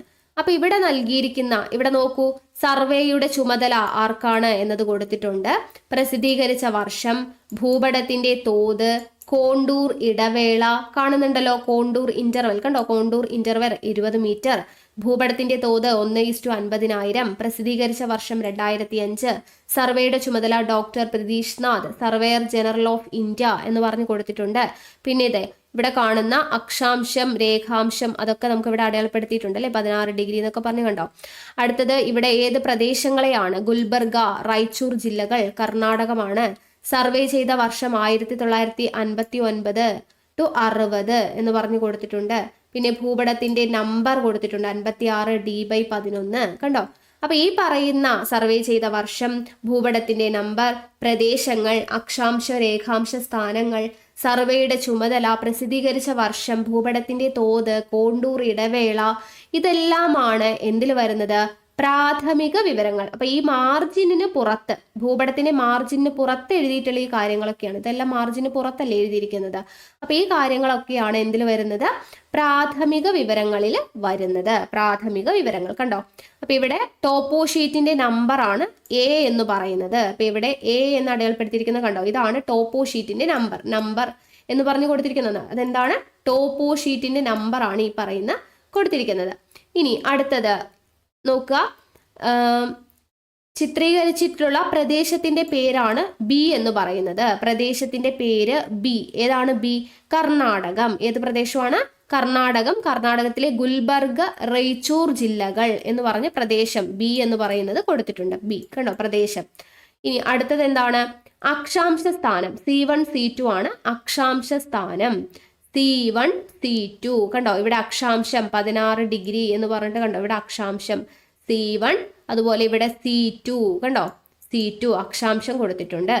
ഇനി അടുത്തത് രേഖാംശ സ്ഥാനം എന്ന് പറയുന്നത് D1 D2 ആണ്. D1 D2. അപ്പൊ ഇവിടെ എവിടെയാണ് D1 D2 എന്ന് പറയുന്നത്? ഇവിടെ നമുക്ക് നോക്കി കാണാൻ പറ്റും. D1 D2 കണ്ടോ, രേഖാംശ സ്ഥാനം D1 D2 കിട്ടിയോ? ഇനി അടുത്തത് നമുക്ക് കൊടുത്തിരിക്കുന്നത് eastings. E1 E2 E1 E2 ആണ് ഈസ്റ്റിങ്സ് എന്ന് പറയുന്നത്. ഇവിടെ എവിടെയാണ് ഈസ്റ്റിങ്സ് നമുക്ക് കാണാൻ വേണ്ടി പറ്റുന്നുണ്ടോ? E1 E2 കണ്ടോ, E2 E1 കണ്ടോ, ഇതാണ് ഈസ്റ്റിങ്സ്. E1 E2 ഈസ്റ്റിങ്സ് കിട്ടി. ഇനി അടുത്തത് കൊടുത്തിരിക്കുന്നത് എന്താ? നോർത്തിങ്സ്. F1 F2. നോർത്തിങ്സ് എന്താണ്? F1 F2 ഇത് ഇവിടെ കൊടുത്തിട്ടുണ്ട്. നോർത്തിങ്സ് എന്ന് പറയുന്നത് നോക്കുക, ഇതാ F1 F2 എന്ന് പറഞ്ഞു കൊടുത്തിട്ടുണ്ട്. ഓക്കെ, നോർത്തിങ്സ് നമുക്കിവിടെ കിട്ടി. ഇനി അടുത്തത് നോർത്തിങ്സ് കഴിഞ്ഞാൽ ഭൂപടത്തിന്റെ തോത് G ആണ്. അതായത് ഭൂപടത്തിന്റെ തോത് നമ്മൾ നേരത്തെ കണ്ടതാ അല്ലെ, 1:50,000 ഭൂപടത്തിന്റെ തോത് എന്ന് പറഞ്ഞു കണ്ടോ, G ആയിട്ട് കൊടുത്തിട്ടുണ്ട്. ഇനി അടുത്തത് ഭൂപടത്തിന്റെ തോത് കഴിഞ്ഞാൽ അടുത്തത് എന്താ? കോണ്ടൂർ ഇടവേള. നമ്മൾ പഠിച്ചില്ലേ, കോണ്ടൂർ ഇന്റർവെൽ ഞാൻ പറഞ്ഞതാ 20 മീറ്റർ എന്ന് പറഞ്ഞു കൊടുത്തിട്ടുണ്ട്. H കോണ്ടൂർ ഇടവേള. അടുത്തത് എന്താണ്? സർവേ ചെയ്ത വർഷം I എന്ന് പറഞ്ഞു കൊടുത്തിട്ടുണ്ട്. സർവേ ചെയ്ത വർഷം നമുക്കിവിടെ തന്നിട്ടുണ്ട്. നോക്കുക, 2005. ഓക്കെ, പിന്നെ അടുത്തത് വരുന്നത് എന്താണ്? പ്രസിദ്ധീകരിച്ച വർഷം, അതാണ് 2005 കേട്ടോ, സോറി. സർവേ ചെയ്ത വർഷം I ആണ് കേട്ടോ. സർവേ ചെയ്ത വർഷം I എന്ന് പറഞ്ഞു കൊടുത്തിട്ടുണ്ട്. 1959 to 60. പ്രസിദ്ധീകരിച്ച വർഷമാണ് 2005. പിന്നെ കൊടുത്തിരിക്കുന്നത് എന്താണ്? സർവേയുടെ ചുമതല. സർവേയുടെ ചുമതല വഹിച്ചിരിക്കുന്നത് ആരാണ്? ഡോക്ടർ പ്രതീഷ് നാഗ് എന്ന് പറഞ്ഞു കൊടുത്തിട്ടുണ്ട്. അപ്പൊ ഇത്രയും കാര്യങ്ങളാണ് പ്രാഥമിക വിവരങ്ങളിൽ വരുന്നത്. മനസ്സിലായല്ലോ? ഓക്കെ, ഇനി അടുത്തത് ഭൗതിക സവിശേഷതകൾ. ഭൗതിക സവിശേഷതകളിൽ വരുന്നത് ജലാശയങ്ങൾ. ജലാശയങ്ങൾ എന്ന് പറയുമ്പോൾ നദി, അരുവി, നീരുറവ മുതലായവയാണ്. വിവിധ ഭൂരൂപങ്ങൾ തുടങ്ങിയവയാണ് ധരാതലീയ ഭൂപടങ്ങളിലെ ഭൗതിക സവിശേഷതകൾ. ഇവയുടെ സ്ഥാനം ദിശയുടെ അടിസ്ഥാനത്തിലോ ഗ്രിഡ് റെഫറൻസിലൂടെയോ കണ്ടെത്തേണ്ടതാണ്. ഓക്കെ, അപ്പൊ ജലാശയങ്ങൾ, നദി, അരുവി, നീരുറവ തുടങ്ങിയവയെല്ലാം ആണ് എന്തിൽ വരുന്നത്? ഭൗതിക സവിശേഷതകൾ. കണ്ടോ, ഇവിടെ നദികളും എല്ലാം കൊടുത്തിട്ടുണ്ട്, കണ്ടോ. അപ്പോൾ ഇതാണ് നദികൾ, നീരുറവ, അങ്ങനെയുള്ള കാര്യങ്ങളൊക്കെ ഇവിടെ കൊടുത്തിട്ടുണ്ട്. അപ്പൊ അതൊക്കെയാണ് എന്തിൽ വരുന്നത്? നമ്മൾ പറഞ്ഞ ഭൗതിക സവിശേഷതകളിൽ വരുന്നത്. ഇനി അടുത്തത് സാംസ്കാരിക സവിശേഷതകൾ എന്ന് പറഞ്ഞാൽ എന്താണ്? ധരാതലീയ ഭൂപടങ്ങളിലെ ചില മനുഷ്യനിർമ്മിത സവിശേഷതകളാണ് പാർപ്പിടങ്ങൾ, വിവിധതരം റോഡുകൾ, അതിർത്തികൾ, ആരാധനാലയങ്ങൾ, കൃഷിയിടങ്ങൾ, പോസ്റ്റ് ഓഫീസ്, പോലീസ് സ്റ്റേഷൻ, പാലം, കിണർ, കുഴൽക്കിണർ മുതലായവ.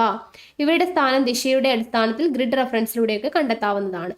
ഓക്കെ, അപ്പൊ റോഡുകൾ, അതിർത്തികൾ, ആരാധനാലയങ്ങൾ, കൃഷിയിടങ്ങൾ, പോസ്റ്റ് ഓഫീസ്, പോലീസ് സ്റ്റേഷൻ, പാലം, കിണർ, കുഴൽക്കിണർ, ഇതിനെല്ലാം ഓരോ ചിഹ്നങ്ങളും അടയാളങ്ങളും ഒക്കെ നമ്മൾ പറഞ്ഞിട്ടുണ്ടായിരുന്നു അല്ലേ? അപ്പൊ അതൊക്കെ അടയാളപ്പെടുത്തിയിട്ടുണ്ടാകും. അപ്പൊ അതൊക്കെയാണ് എന്തിൽ വരുന്നത്? നമ്മളിപ്പോൾ പറഞ്ഞിട്ടുള്ള ഏതാണ്? സാംസ്കാരിക സവിശേഷതകളാണ്. ഈ റോഡുകൾ, പോലീസ് സ്റ്റേഷൻ, പാലം, കിണർ എന്നൊക്കെ പറയുന്നത് എന്താണ്? സാംസ്കാരിക സവിശേഷതകളാണ്. ഓക്കെ, സാംസ്കാരിക സവിശേഷതകൾ. അപ്പൊ ഇതൊക്കെ ഇവിടെ അടയാളപ്പെടുത്തിയിട്ടുണ്ട്. അപ്പൊ ഒരു ഭൂപടത്തിൽ നമ്മൾ പറഞ്ഞതുപോലെ 3 മേഖലകൾ, സവിശേഷതകളാണ്. ഭൗതിക സവിശേഷതകൾ, പ്രാഥമിക വിവരങ്ങൾ, സാംസ്കാരിക സവിശേഷതകൾ. ഓരോന്നിലും ഉൾപ്പെടുന്നത് എങ്ങനെയാന്നുള്ളത് മനസ്സിലായല്ലോ? ക്ലിയർ ആയില്ലേ? ഇനി അത്രയാണ് ഈ ഒരു ചാപ്റ്ററിൽ നമുക്ക് പഠിക്കാൻ വേണ്ടിയിട്ടുള്ളത് കേട്ടോ. അപ്പോൾ നമ്മുടെ ഭൂതല വിശകലനം ഭൂപടങ്ങളിലൂടെ എന്ന് പറയുന്ന ആ ഒരു ചാപ്റ്റർ നമ്മൾ കംപ്ലീറ്റ് ആയിട്ട് ചെയ്തിട്ടുണ്ട്.